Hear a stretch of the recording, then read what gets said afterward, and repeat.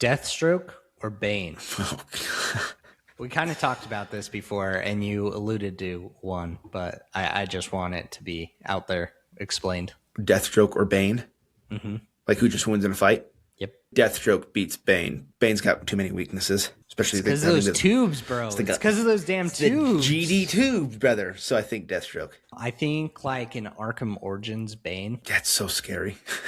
Oh wait, no, Arkham Origins is not as scary as what's the really scary one? Is that City? Where his head is like this big, but his body's like.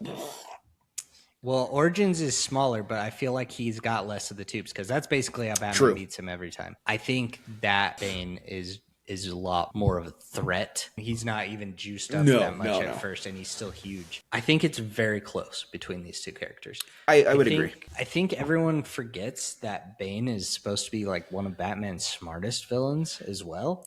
Oh, yeah. Bane, he is a very good fighter without the venom. I think Bane is the superior threat, and I think that without kind of mass amounts of weapons, Deathstroke just killing him with guns or a sword maybe. I think Deathstroke pulls out all of his gear and is shooting Bane and cutting him up. I think that he wears Bane out and is able to beat him. I think that Deathstroke is a Batman battle character and Bane is a Batman war character. Batman and Deathstroke is going to be fun to watch on screen because it's going to be fisticuffs, really aggressive fight scenes, really exciting. It's just going to be them besting each other out of whether it's raw strength or technique or skill or whatever it is. Like that's what you're going to see a clash way more often with Deathstroke. Bane is just something Batman's trying to survive. Exactly. If you're talking in a one-on-one, if you're talking a fight, if Bane and Deathstroke are fighting, I think Bane is highly intelligent. He's got the muscle, he's got the venom, he's got everything like that. But Deathstroke is a trained killer. That's what he does. That's what he's good at. That's the like the things like that's all I'm really good at, and that's all I'm really going to be good at, and I excel at that, and I continue to excel at that. And when you have that kind of mentality and you have that kind of individual, that aggression, and that like it's really you talked about it in a couple of videos ago where it's like the Red Hood versus Nightwing, where Nightwing beats Red Hood in a fight, but Red Hood will damage and put himself in really risky situations to land a really big blow. Red Hood won't kill Nightwing, but Deathstroke will put himself in a situation where he shatters an arm, but he gets the killing blow. And like that's a really dangerous character to have in that aspect.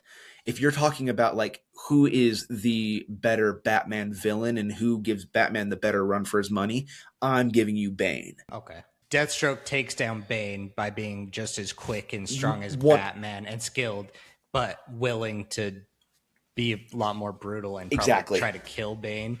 But against Batman, who's not going to necessarily try to kill him, Bane's a lot more of a struggle for Batman. Right. Deathstroke and Bane are both trying to kill Batman, and so Batman can incapacitate them in both ways. He tries to incapacitate Bane. Deathstroke has no intention to incapacitate, but to completely demolish and kill. And so having that coming at Bane, like I think that is an extra level that Bane's necessarily unprepared for, because I think he is, but it's just something that Deathstroke has got a lot of experience in, and that's what gives Bane troubles. As far as like if we're talking Batman's rogues who ranks towards the top, I mean, I think Joker is your obvious number one because of just the history.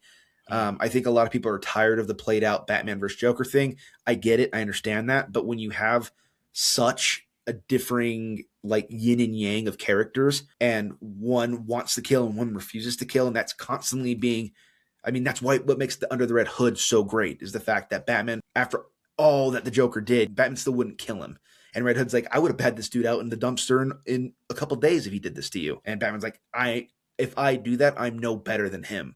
And like having that constant yin and yang, like that's what makes those characters so great. And I think you have the Joker, and I think Bane is my number 2 Batman rogue villain because he matches his intelligence. He matches his strategy and like his skill and technique, but Bane doesn't come at Batman full as steam. If you look at the Nightfall edition where Bane breaks Batman's back, it's not because Bane goes in there, beats him up, and then breaks his back.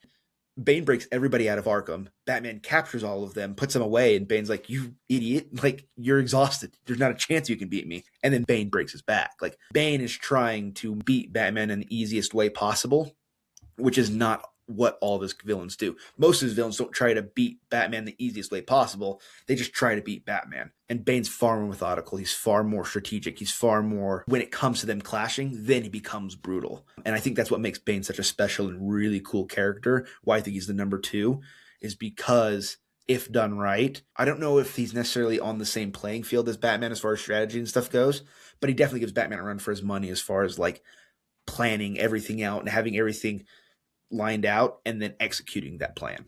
Cool.